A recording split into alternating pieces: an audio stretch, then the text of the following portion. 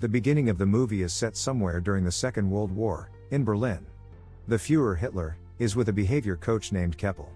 Hitler expresses his disagreement with the gesture of people's greeting to Keppel. He complains that though the Nazi salute is out-fashioned, people need to at least raise their hands up to the wrist and show respect.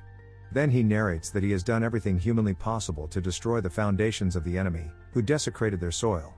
He finds Germans' existence incomprehensible, and finds it alarming that he is here too. In the following scene, he wakes up on the ground somewhere in a forest looking up to the sky. He sees that the enemy aircrafts are missing and guesses that they might have taken some rest. Suddenly a ball comes bouncing towards him and stops just at his side. He raises himself and heads towards a building past the bush. He is then approached by 3 young kids who question him if he is okay. Hitler looks at them and thinks that they are the future of the nation. He then asks them the way to the street. In that instant, a reporter called Fabian Sawatzki is filming the kids with his camera. Hitler is seen on the far side of the screen. He picks up his army cap and says to himself that he should go to the Führer bunker. However, Hitler gets to the street and is amazed by people riding mono-wheel bikes. He finds people capturing him on their cameras, and expresses that though the rubble went, people have gone mad. Just then, he feels a modern car by his hand, and questions himself if he fell into a coma and missed the victory. He realizes that he is not aware of his situation entirely, and alerts himself to collect more information. Just then, he asks a man about the location of Chen's celery. But the person instead asks him for a picture. He gets disturbed by the camera's flashes as people come near him and take photos. He is confused by the unusual events around him, and concludes that something went out of hand in this place. As Hitler walks away, he finds a woman speaking in German on her phone. He comes closer and asks her about the current date, but the woman is terrified and sprays his eyes. Hitler cries in pain as his eyes get reddish and his vision gets blurred. After a while, he stumbles and walks to a newspaper shop nearby. He gets shocked to see the date October 3, 2014 written on the paper. Out of shock, he falls to the ground at once. Somewhere else, the boss of a TV station, Karner, praises Mr. Christoph Sensenbrink for his excellent job as the deputy's head. He proposes a higher solution, but instead announces another worker named Miss Katja Bellini as the managing director. Due to this, Christoph is shocked and dissatisfied. He comes to his office and vents his anger out at a struggling filmmaker named Fabian. Despite Fabian's best attempts to convince his boss, he gets fired and thrown out by the guards. After a while, Hitler wakes up at the news shop and asks the owner about the date. He confirms that it is in fact 2014. A confused Hitler questions if the shopkeeper has kidnapped him, and suspects that this is all a trick play of the enemy's secret service. Just then, he threatens to kill the shopkeeper if he is working for the enemy. But the shopkeeper gives him a bar of chocolate. Instead, Hitler opens it after quite a struggle and sniffs it. He declares it to be industrially pressed grain, and questions the shopkeeper if there is still a shortage of bread. The shopkeeper asks Hitler if they are filming a documentary somewhere nearby, mistaking him for an actor. The shopkeeper then says that he looks exactly like the Führer, to which Hitler replies that he is the Führer. After that, Hitler sees the Turkish newspaper and asks if the shopkeeper has Stürmer or Panzerber. The shopkeeper says that he has more Turkish customers. Hitler is astonished at the presence of Turkish people in Berlin. He then starts collecting information from the newspaper. While reading it, he assumes that he didn't win the war in the past, and Germany was given to the hands of clumsy women having the charisma of a wet noodle. He further laments the existence of Poland and concludes the war to be a total waste.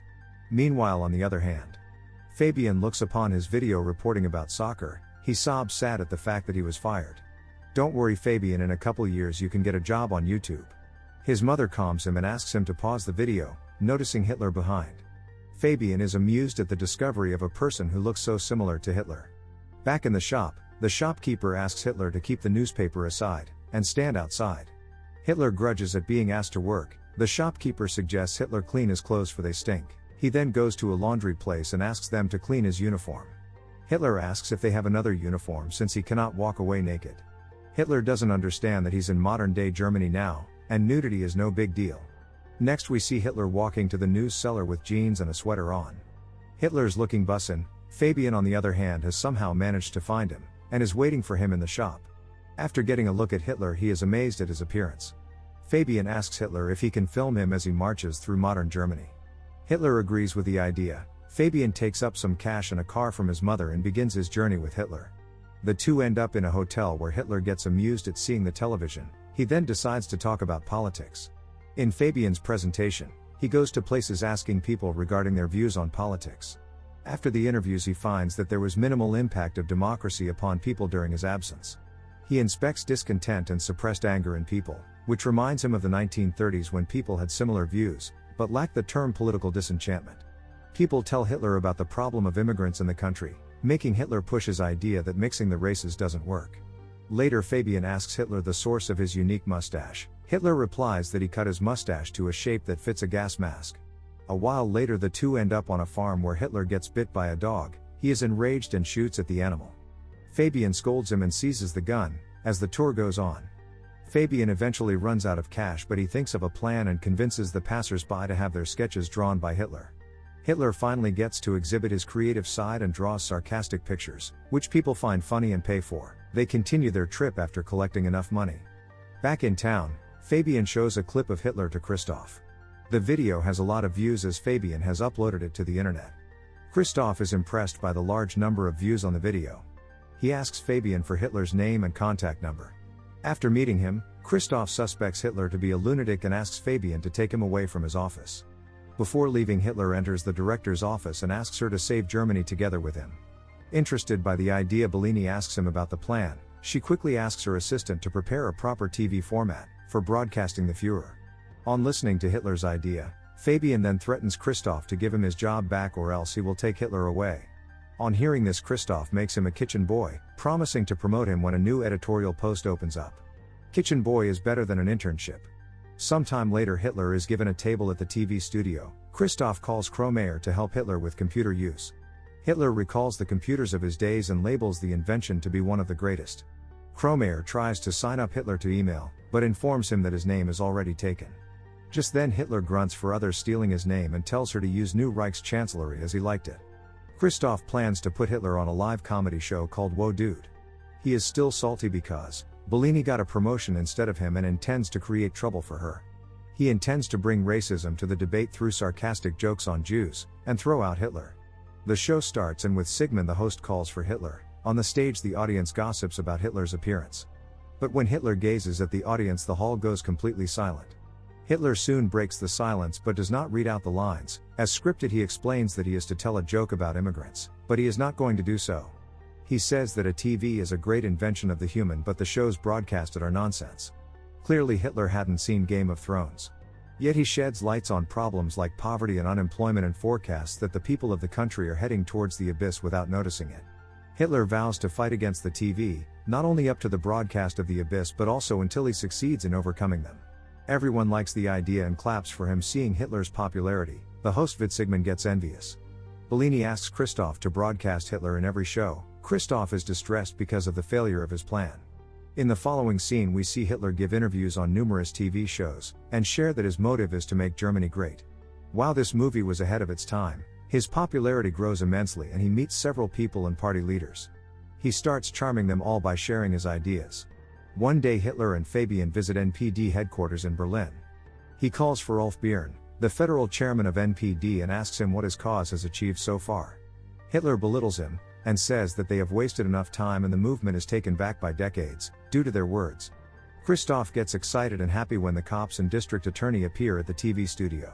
They explain that they are here for a complaint of charging violation of hate laws. Bellini asks what they are to do. Just then, quickly, Christoph pops that they might need to cancel the Führer show. The district attorney says that they can keep the broadcasting on. Bellini takes a sigh of relief while Christoph fakes his smile. After the district attorney leaves, Kromayer hands over a letter to Christoph stating the payment of the dog which Hitler had shot. Earlier in his trip, Christoph receives the letter happily, believing it might be a way to cause trouble. Next, Hitler is put on a TV program where he is asked direct questions about his different roles in the war. Hitler responds that he wants to reach out to people, but the interviewer tells him that all his deeds cannot be justified. Just then, he shows him the clip of him shooting the dog. The video disturbs the audience. Hitler is angered and threatens him that he would do the same to him. He further says that he will turn their studio into a parking lot for tanks. Christoph gets happier seeing people's negative responses after the disastrous interview. Bellini is fired and Christoph is appointed as the new manager.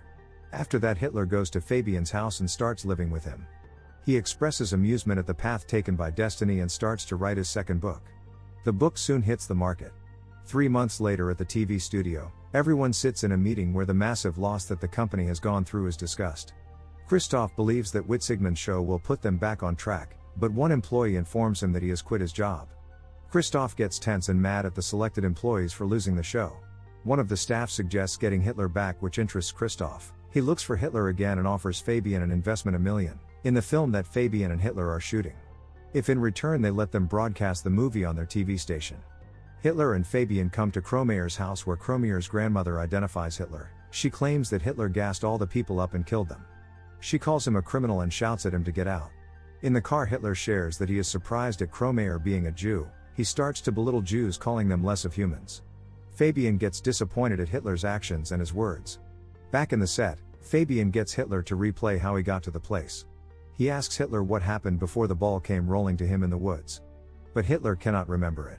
Later at night, he walks off the set and is surrounded by some thugs. They call him the reason to take Germany back and give him a hard blow on his face. As Hitler opens his eyes, he finds himself in a hospital in front of Bellini. At the same time, Fabian looks over the footage of the video he captured about the boys in soccer. He watches it closely and finds Hitler rose from where he was lying. Fabian gets amazed at what happened before it. He quickly goes to the place and finds a board at the location, stating the historical location of Führer Bunker. Fabian rushes to the hospital but does not find Hitler. Bellini says that he is headed to the shooting set. Fabian reveals that he is the real Adolf Hitler, but Bellini does not believe him. Fabian acts mad and tries to explain his theory. Hysterically, the guards try to catch him, but he flees. Fabian then reaches the set and aims a gun at Hitler. When asked about his identity, Hitler explains that he never claimed to be anyone else.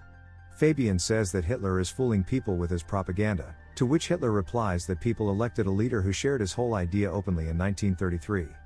Fabian takes Hitler to the top of a building with his gun. He corners Hitler and declares him to be a monster.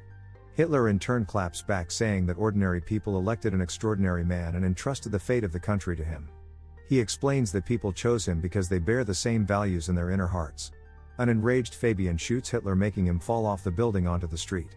Soon Fabian hears Hitler's voice, who says that no German can get rid of him, and Hitler, who is just thrown down, appears right behind. Just then Bellini calls for a cut in the studio and everyone cheers for the shoot. Turns out that it was just a film shoot and a random actor was playing the role of Fabian. Hitler then asks everyone to remember the comrades who could not be with them. Somewhere else, Kromayer is sobbing, seeing Fabian through a hole in the mental ward. Hitler and Bellini are busy giving autographs and interviews to people. After the film booms as they pass by a car, the people on the street seem fond of Hitler and greet him with respect.